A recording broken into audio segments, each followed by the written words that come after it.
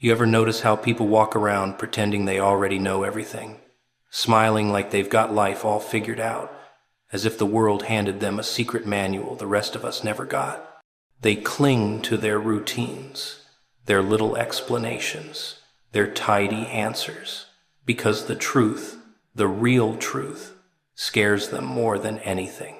So they bury it under noise, distractions, fake confidence. They convince themselves that not knowing is safer, but sooner or later, something cracks. A moment comes when the lights flicker just enough, when the mask slips just a little, and you see it, the confusion, the fear, the silent question they've been trying to outrun. And that's when it hits you. They never knew the truth. Not about the world, not about themselves, not about why their heart beats the way it does when everything goes wrong. People love to pretend they see everything, like their eyes are mirrors of reality, reflecting back the world exactly as it is. But most of the time, those eyes are nothing more than filters, colored by fear, habit, pride, and distraction. They stare at the world, thinking they know it, thinking they understand, while the truth sits there quietly, unbothered, waiting in plain sight, waiting for someone who dares to look past the smoke and mirrors, past the stories everyone else tells themselves to keep from feeling too much, past the masks that society and circumstance press against their faces every single day. It's funny how obvious things can be, and yet so invisible. People walk past truths every day and never notice them. They pass by them with a shrug or a yawn, convinced they're too complex to understand, convinced that life doesn't hand out answers, convinced that the world's secrets are buried somewhere out of reach. And all the while, the truth isn't hiding in some far-off vault, behind locked doors or coded messages. No, the truth has been sitting there, under their noses, resting quietly, laughing at the blindness they've cultivated, whispering softly. You think you're safe in your ignorance. You see, humans have a strange talent for distraction. They pile so much noise into their lives, things to buy, things to chase, things to prove, things to avoid, that the real signals get drowned out. The truth doesn't scream. The truth doesn't demand attention. It doesn't hit you over the head. It waits for the moment when you're still enough, quiet enough, honest enough with yourself to notice it. But until that moment, it blends into the background, disguised as ordinary life. And the irony is, that's exactly what makes it dangerous. People fear the unknown, but they rarely realize they are blind to the known. And here's the cruel twist. Once you see it, once the veil lifts, you realize just how long it's been there, how it was shaping everything around you, and you feel both stupid and awake at the same time.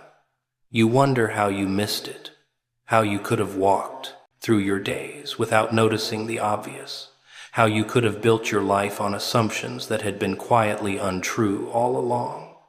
That's the beauty of it. That's the chaos it brings. The truth doesn't just reveal itself, it forces you to confront every lie you've tolerated, every story you've believed, every small comfort you've used to stay blind, and people don't like that part. They don't like realizing that the foundation they've been standing on is built from illusions. They don't like realizing that they've been negotiating with shadows while pretending they were dealing with substance. The truth makes them uncomfortable because it's not polite, it's not convenient, and it doesn't wait for them to be ready. It doesn't care if you've been ignoring it for years. It doesn't care if you've been comforting yourself with fantasies. It doesn't care if you've been blind. It simply exists, and the longer you avoid it, the more violently it begins to demand recognition. Most people fear that moment of clarity because they know it changes everything. Seeing the truth isn't about decoration or validation or reassurance. It's about confrontation. It's about standing face to face with something that has been guiding your life without your consent, and realizing you've been participating in its illusions. That's when the questions start to appear. The ones you didn't know you were asking, the ones you've been avoiding, the ones that demand answers whether you're ready or not. And in that confrontation, a strange exhilaration begins to rise, because once you see the truth, there's no pretending anymore, no hiding, no comforting lies to shield you from your own awareness. And it's not just about understanding the world. No, the truth doesn't stop there. It reaches into you. It touches the corners of your mind you've been avoiding. It scratches at the walls of your self-deception. It forces you to consider the parts of yourself you've ignored, the patterns you've tolerated, the compromises you've made. Suddenly, the blind spots in your own life become glaring, unavoidable. The truth exposes them not with malice, but with precision, like a scalpel carving away the illusions that comforted you for so long. And you realize you've been both the victim and the accomplice in your own deception. And here's the most unsettling part. Once you've noticed it, you can't unsee it. Once you've felt it, you can't ignore it. It colors every thought, every choice, every glance you give to the world from that moment on. You start noticing the cracks in people's facades, the hidden agendas behind smiles, the quiet manipulations behind kindness, the subtle patterns that have always been there. You notice the ways life nudges you in directions you didn't realize, the ways people influence you, the ways your own mind deceives you. And every revelation, every recognition, every tiny spark of clarity fuels a kind of dangerous awareness. And awareness, that's the gift. That's the chaos. That's the punchline in the cosmic joke no one warns you about. The truth is rarely comforting. The truth rarely waits for timing. The truth doesn't care about your excuses, your fears, your pride. But when you finally see it, when you finally meet it eye to eye, when you finally accept that it was there all along, something inside you shifts. Something inside you becomes sharper, faster, more awake. Something inside you starts seeing the patterns, connecting the dots, waking up to the rhythm that has been pulsing under your skin the entire time. And that's why the truth is so dangerous and so beautiful. Because it doesn't just inform you, it transforms you. It shakes the foundations of everything you thought you knew and dares you to stand taller than you ever imagined. It's been hiding in plain sight, waiting for you to notice, waiting for you to act, waiting for you to stop pretending. And now that moment has arrived. People have an extraordinary ability to lie to themselves. They wrap themselves in layers of comfort, in habits that feel safe, in explanations that make the world seem reasonable. And while they're wrapped in these illusions, they can smile, nod, and pretend they understand. But the truth is hiding in plain sight, and they can't see it because comfort has blinded them. Comfort doesn't just cushion life, it sedates the mind. It teaches you to accept less, to look away, to keep walking past the cracks while pretending the floor beneath your feet is solid. Denial works the same way. Denial is like a polite shadow that follows you everywhere. It whispers in your ear, telling you that the uncomfortable questions don't matter, that the inconvenient truths are irrelevant, that if you close your eyes and nod, everything will be fine. And people listen. Oh, how they listen. They build their lives around denial, arranging the pieces of reality like puzzle pieces that never quite fit, telling themselves the picture is complete, but it's not. The picture is broken, and the brokenness is what they refuse to see. When you combine comfort with denial, you get a perfect recipe for blindness. People think they're awake, but they're not. They think they're aware, but they're not. They think they're making choices, but the choices are being made by fear disguised as safety, by avoidance disguised as wisdom, by lies disguised as hope. Comfort lets you drift. Denial lets you float. Together, they make you feel untouchable. But untouchable is just another word for unaware. Untouchable is just another word for weak.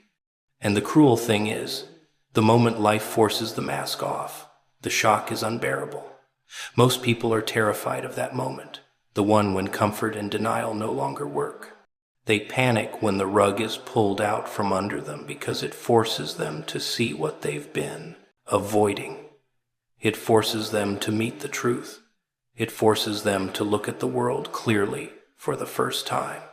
And in that clarity, they realize how long they've been blind, how many opportunities they've ignored, how many lies they've swallowed whole because they were easier to accept than reality. That's the price of comfort. That's the cost of denial. And most people pay it without ever knowing. And it's not just the world outside that they miss. The lies reach inside too. Comfort makes them think they're enough. Denial makes them think they're safe. Together, they make them believe they're in control.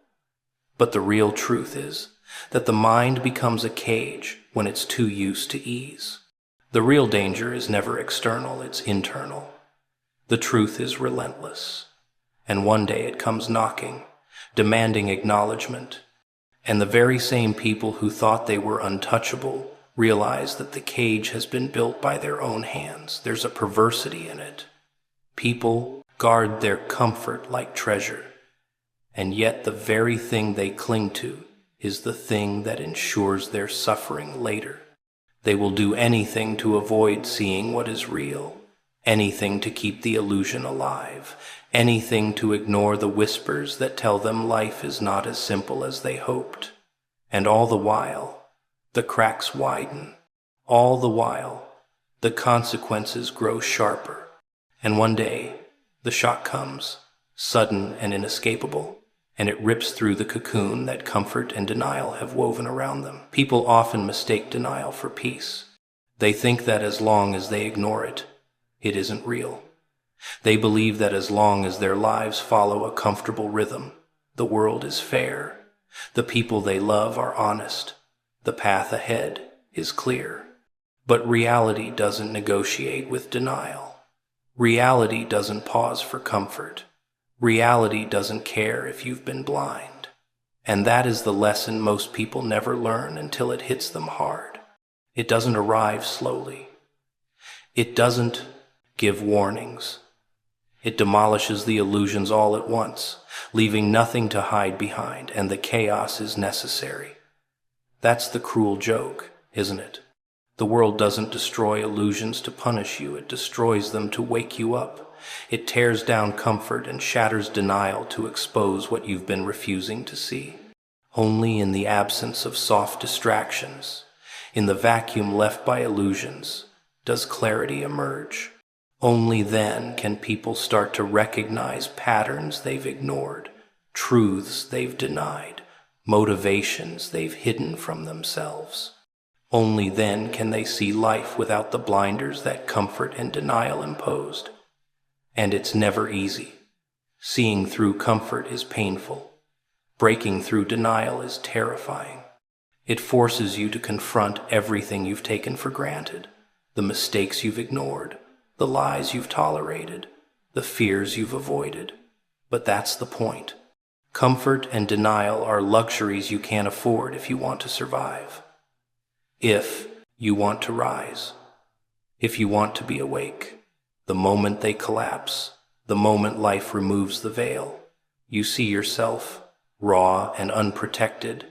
And it's in that vulnerability that power begins to grow. People don't understand that blindness isn't just about the world, it's about themselves. Comfort and denial aren't just shields, they're prisons. They teach you to stay small, to stay obedient, to accept half-truths as complete.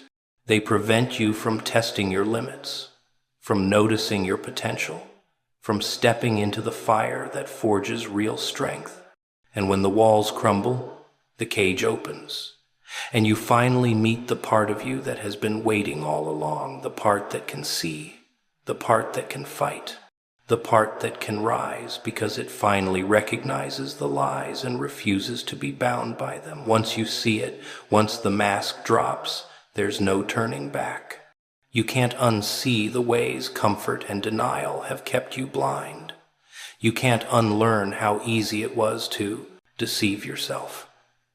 But there's a gift in it too, the gift of awakening, the gift of clarity, the gift of finally facing life with eyes that can pierce illusions, with a mind that can navigate chaos, with a heart that knows fear but refuses to be controlled by it. Because when you stop hiding behind comfort, when you stop believing in denial, you start living, you start seeing, you start becoming something larger than the small, blind, comfortable person you used to be. Reality doesn't care if you're ready for it. Reality doesn't knock politely and wait while you prepare a speech, a plan, a list of excuses. Reality barges in, unannounced, uninvited, and it has a way of ripping the mask off every lie you've been telling yourself. And most people panic when it does. They flail, they scream, they scramble for comfort, because comfort has been their safe space, their warm blanket, their illusion of control. But here's the secret: reality doesn't come to punish you. It comes to wake you up, to shake you out of the comfortable fog that's been lulling you into a life half-lived, into a version of yourself that never had to try, that never had to risk, that never had to burn to find the light. And the part of you that's been waiting, oh, it's patient, it's cunning. It knows when the walls of denial are too strong, too polite, too soft to be breached. It waits for chaos, for confrontation, for a moment that forces you to stop running from yourself. And when reality finally drops its hand on your shoulder and whispers, or sometimes screams, "Look at this," that part awakens. It stretches in the dark corners of your mind, like a creature that has been coiled too long, like a spark lying dormant in wet tinder, waiting for the friction of truth to ignite it. Most people never meet that part of themselves because they're afraid. They're terrified of the heat, of the exposure, of the discomfort. They would rather live in the quiet hum of illusion, in the pale comfort of half-truths, in the safety of pretending they have it all figured out. But the thing about pretending is that it's exhausting. Every smile, every nod, every self-assured glance in the mirror is a performance, a flimsy costume stitched together with hope and ignorance. And one day, reality tears that costume off, and you can either crumble under the nakedness or awaken to the fire that's been waiting to burn bright inside you. Facing reality is violent in its own way. It doesn't gently prod you to notice the cracks. It slams them into your face. It forces you to reckon with the things you've ignored, the opportunities you let slip, the lies you swallowed, the people who deceived you, the choices you avoided, the courage you never summoned. And that part of you, the one that's been waiting, it doesn't flinch, it doesn't apologize, it doesn't waver. It grows stronger with every tremor, every panic, every shiver that runs down your spine as you finally see the world, yourself, and your life clearly for the first time. And here's the irony: people think they're prepared for reality, that they can handle the truth, that they know themselves. But reality doesn't care about their confidence, their routines, their careful planning. Reality cares only about exposure. It cares only about confrontation. And when the exposure comes, the confrontation arrives. That waiting part of you rises like a tide you never knew existed. It sweeps away hesitation, dissolves fear, and forces you to act, to respond, to become more than you thought possible, more than you ever allowed yourself to imagine. People underestimate the power of awakening. They think it's a gentle nudge, a polite suggestion. But the awakening that comes from facing reality is a hurricane. It tears down everything you built to feel safe, everything you built to feel certain, everything you built to keep the discomfort at bay. It rips through the soft walls of denial and comfort, exposes the weak foundations of your beliefs. And in that chaos, in that raw exposure, that part of you finally rises. It sharpens your mind, fuels your instincts, ignites your ambition, and demands action in a world that never waits. And once it rises, it's relentless. That part of you doesn't care about excuses, about doubts, about hesitation. It doesn't negotiate with fear. It doesn't plead for comfort. It moves. It calculates. It strikes. It takes the clarity reality has forced upon you and bends it into power. Suddenly, the things that used to terrify you, the uncertainties that used to paralyze you, the risks that used to scare you, they all become tools, weapons, fuel. The awakening turns chaos into strategy, panic into precision, fear into motion, and suddenly you're seeing patterns, connections, possibilities you never noticed before, opportunities you never dared touch, strengths you never knew were yours. And here's the beauty this part of you has. Been waiting for the right moment, for the perfect storm, for the exact pressure that will awaken it fully. It's patient, it's cunning, it knows that soft living and polite thinking will never bring it out. It requires the friction of life, the collision with reality, the push against your own limits. And when that friction comes, it explodes. It reshapes you from the inside out. It forces you to question everything you accepted, everything you avoided, everything you feared. It makes you see the illusions for what they were and your own potential for what it can be. Most people recoil from this moment. They cry, they run, they look back at the comfort they've left behind and wish they could crawl back into it. But you, when that part of you awakens, you don't crawl back. You don't look for excuses. You don't wait for the world to be gentle. You step forward into the chaos because now you know that hesitation and comfort were never your allies. Fear and doubt were never your enemies. The awakening part of you, the part that rises when reality hits, recognizes opportunity and exposure, strength in vulnerability, and freedom in clarity. And once it's awake, once it's moving, there's no stopping it. It transforms how you see life, how you think, how you act. The waiting part of you finally has the reins, and suddenly the world isn't a place to endure, it's a place to conquer.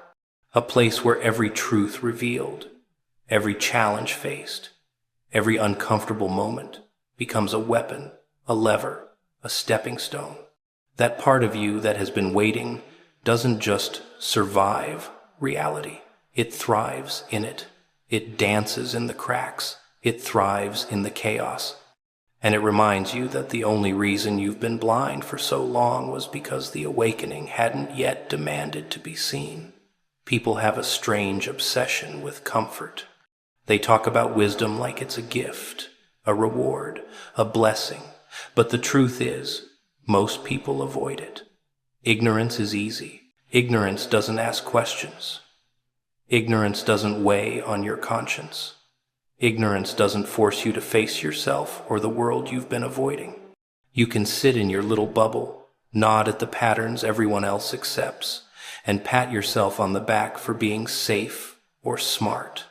And while you're doing that, life is laughing at you. Life is moving around you. Life is feeding you little illusions, while the real answers hide in plain sight, waiting for someone brave enough to look. Knowledge is different. Knowledge demands attention. Knowledge demands confrontation. Knowledge demands courage.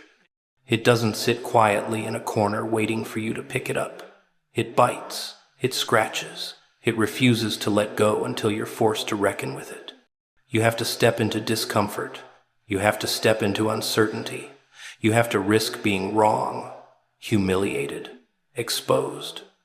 Knowledge isn't polite. Knowledge isn't convenient. Knowledge doesn't care about your feelings.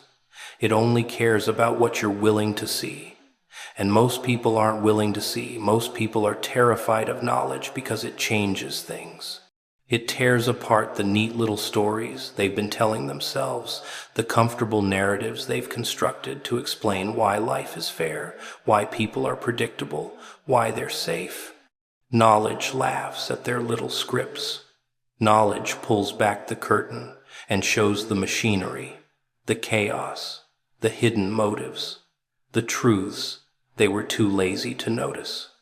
And suddenly, their world is not a story they can control, but a storm they have to navigate, a puzzle they have to solve, a challenge they have to endure. Ignorance, by contrast, is a sedative.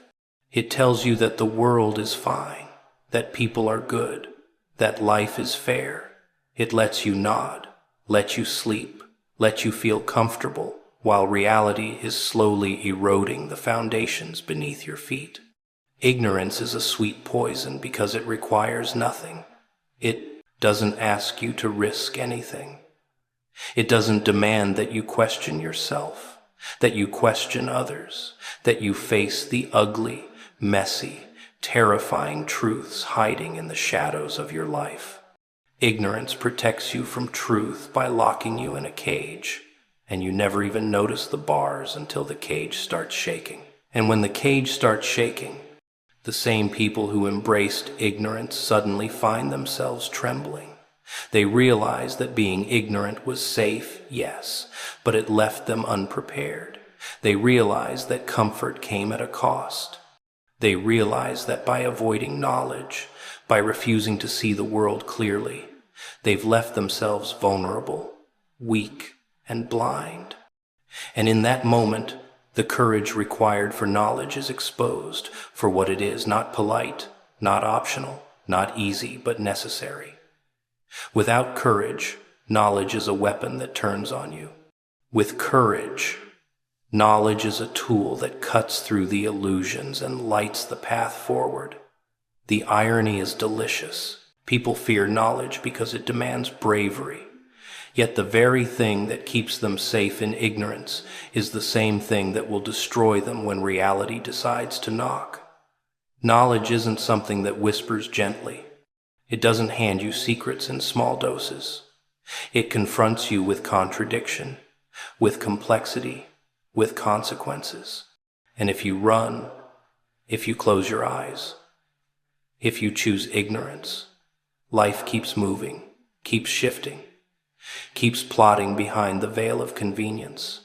The only difference is that eventually ignorance fails, and then courage is no longer a choice, it's a necessity. And courage is strange, isn't it?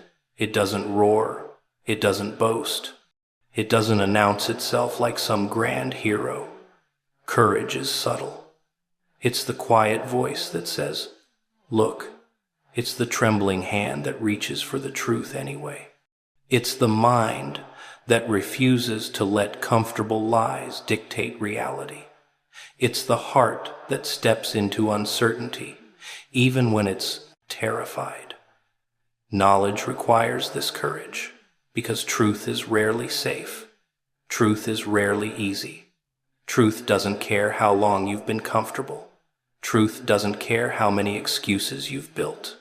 Truth only cares if you're willing to see, willing to feel, willing to act. Most people avoid this. Most people nod, smile, and choose ignorance over clarity, comfort over confrontation. They pretend the world is as it seems. They pretend that the stories they tell themselves are accurate, and for a time, it works. For a time, they can sit in blissful unawareness, laughing at the people who question, who observe, who awaken. But the time never lasts. The walls of ignorance crack, the illusions crumble, and suddenly the brave, the observant, the willing are the ones who survive, who understand, who thrive. Because knowledge, once embraced, changes everything. It rewires how you see life, how you interact with people, how you understand your own mind. It forces honesty where there was comfort. It forces action where there was hesitation. It forces recognition where there was denial. And the courage required isn't just the courage to learn, it's the courage to live with what you learn, to act on what you see, to face the chaos with eyes wide open instead of hiding behind safety. Ignorance is easy. Knowledge demands courage. One lulls you into sleep. The other shakes you awake. One keeps you small. The other forces you to rise. One lets you pretend you're safe. The other shows you where you really are, what you really are, and what you can become if you dare to face it. And the choice is yours, though the world doesn't wait for it, and the moment passes only once, and the consequences of ignoring it don't forgive, don't forget, don't stop, because in the end, ignorance is a cage, and courage is the key, and knowledge is the door that swings open into a world you've never seen, into a life you've never lived, into the person you've been. Waiting to become revelation doesn't ask politely. It doesn't knock. It doesn't whisper. It doesn't wait for your approval. It strikes. Sometimes it comes as a whisper, a flicker, a small detail you never noticed until it hits your mind like lightning. Other times it comes crashing through the walls you've built around yourself, demolishing comfort, shattering denial, and dragging you, kicking and screaming, into clarity. And when that moment arrives, people are never ready. They think they are, but they're not. They are still holding on to habits, routines, half-truths, illusions. And suddenly, boom, the world shifts beneath their feet, and they realize everything they counted on was just a story. Most people spend their lives pretending they understand, pretending they see, pretending that life fits neatly into their careful little boxes. They ignore the subtle signs, the inconvenient coincidences, the whispers in the night, the things that don't quite fit into their neat narrative. They reassure themselves. It's fine. It's nothing. It's not important. And life lets them live like that for a while, letting the illusion grow thicker, letting them get used to the fiction. And then one day, without warning, revelation appears, and the illusion collapses instantly. One moment the world is predictable, and the next it is unrecognizable. The moment of revelation is violent in a beautiful way. It tears the veil off the comfortable lies you've been telling yourself, exposing everything you ignored, everything you avoided, everything you pretended not to notice. It forces your eyes open, whether you want them open or not, and suddenly the truths that were always there, hiding in plain sight, become undeniable. You realize the patterns, the manipulations, the consequences of choices you didn't even know you were making. And the people around you, the situations you've taken for granted, the life you thought was yours, they all look different. Nothing feels safe. Nothing feels familiar. But that's the point. People fear revelation because it destabilizes them. It strips away certainty, shatters complacency, and forces them to confront reality in its rawest form. It doesn't care if you're scared. It doesn't care if you're fragile. It doesn't care if you've spent your whole life hiding behind excuses. Revelation is merciless, but it's honest, and that honesty is what makes it transformative.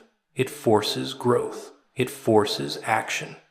It forces you to see things you could never see before because your mind, comfortable in ignorance, never allowed it. And here's the cruel irony before revelation. Life feels manageable, safe, controllable, but it's a lie. That sense of control is an illusion, a fragile castle built on shifting sand.